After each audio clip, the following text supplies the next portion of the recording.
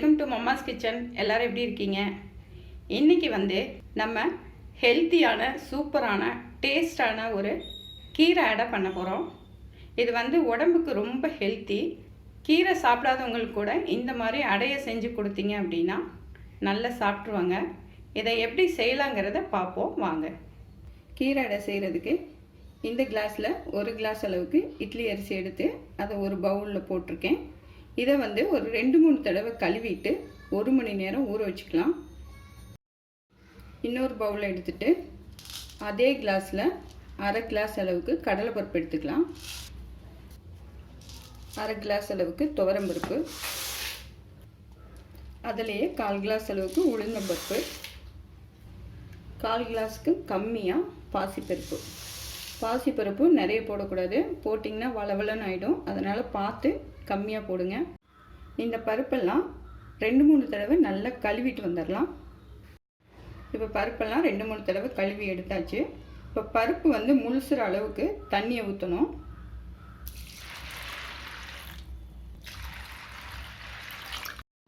இந்த பருப்புலையே வரமிளகாய் 7-8 வரமிளகாய் காரத்துக்கு ஏற்ற மாதிரி போட்டுக்கலாம். இதிலே 1 ஸ்பூன் சீரகம் போட்டுக்கலாம். 1/2 ஸ்பூன் சோம்பு போட்டுக்கலாம். இப்போ இந்த அரிசியையும் பருப்பையும் 1 மணி நேரத்துக்கு நல்லா ஊற வச்சிடலாம். இப்போது இது ரெண்டும் 1 மணி நேரமாக ஊறிடுச்சு. ஃபஸ்ட்டு அரிசியை அரைச்சிக்கலாம்.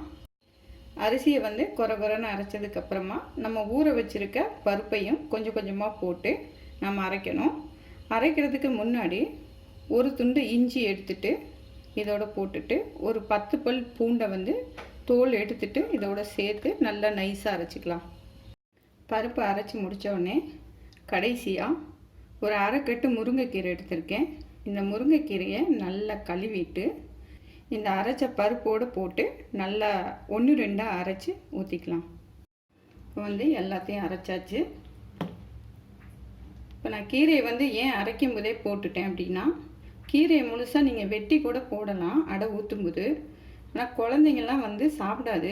அதனால தான் இந்த மாதிரி அரைச்சிட்டோம்னா தெரியாது, கீரை போட்டதே தெரியாமல் சாப்பிட்ருவாங்க. ரொம்ப டேஸ்ட்டாகவும் இருக்கும். இப்போது இதுக்கு தேவையான அளவு உப்பு போட்டுட்டு நல்லா மிக்ஸ் பண்ணிக்கலாம். மிக்ஸ் பண்ணிவிட்டு 1 மணி நேரம் நல்லா ஊற வச்சுக்கலாம். இதை 1 மணி நேரம் ஆயிடுச்சு. இப்போ மாவு நல்லா ஊறியிருக்கு. நான் அரைச்ச மாவு எல்லாத்தையுமே வச்சுக்கல, ஒரு 3/4 வாசி எடுத்து நான் ஃப்ரிட்ஜில் ஸ்டோர் பண்ணிட்டேன். இப்போ நீங்கள் உடனடியாக எல்லா மாவும் நீங்கள் ஊற்றுற மாதிரி இருந்துச்சுன்னா இதை அப்படியே ஊற்றிக்கோங்க. அப்படி இல்லைன்னா நீங்கள் வெங்காயம் போடுறதுக்கு முன்னாடி மாவை எடுத்து நீங்கள் தேவையானது ஊற்றுறதுக்கு வச்சுட்டு மிச்சத்தை நீங்கள் ஃப்ரிட்ஜில் ஸ்டோர் பண்ணி வச்சுக்கிட்டிங்கன்னா ஒரு 3 நாள் வரைக்கும் கெடாமல் இருக்கும், நல்லாயிருக்கும். இப்போ இந்த மாவோட 1 கப் ஆனியனை குட்டி குட்டியாக வெட்டிட்டு இதில் சேர்த்துக்கலாம். சின்ன வெங்காயமாக இருந்தாலும் சரி, பெரிய வெங்காயமாக இருந்தாலும் சரி, நல்லாயிருக்கும். இதோட ஒரு 2 கொத்து கருவேப்பிலையை எடுத்துட்டு நல்லா குட்டி குட்டியாக வெட்டிட்டு இதில் சேர்த்துக்கலாம். இதை எல்லாத்தையும் சேர்த்து நல்லா கலந்துக்கலாம். இதை எல்லாத்தையும் கலந்தாச்சு. மாவோட பக்குவம் பார்த்திங்கன்னா, இந்த மாவோட பதம் இதுதான். அதாவது ரொம்ப தண்ணியாகவும் இருக்கக்கூடாது, அதே நேரத்தில் ரொம்ப கெட்டியாகவும் இருக்கக்கூடாது.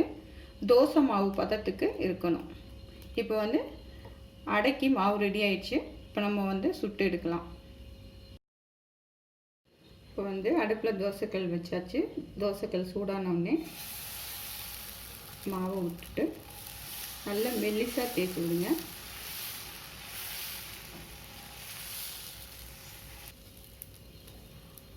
இதுக்கு மேலே நல்லா எண்ணெயை விட்டுக்கலாம்.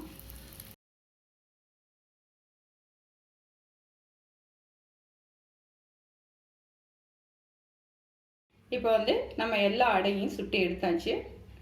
டேஸ்டியான சூப்பரான கீரை அடை ரெடி ஆயிடுச்சு. இப்போ இதுக்கு தேங்காய் சட்னியை நீங்கள் வச்சு சாப்பிட்டா ரொம்ப சூட்டபுளாக இருக்கும். மற்றபடி கார சட்னி, பூண்டு சட்னி, வெங்காய சட்னி எல்லாமே நல்லாயிருக்கும். இப்போ சட்னியோட வெரைட்டிஸ், அதாவது நான் 4-5 வெரைட்டிஸ் பண்ணியிருக்கேன். அதோட பிளேலிஸ்ட்டு நான் கீழே டிஸ்கிரிப்ஷன் பாக்ஸில் தரேன், மேலே ஐ பட்டனில் தரேன். நீங்கள் அதை போய் செக் பண்ணிக்கோங்க. நம்மளோட தமிழ் சேனல் மாதிரியே மம்மாஸ் கிச்சன் இங்கிலீஷ் சேனலும் ஆரம்பிச்சிருக்கோம்.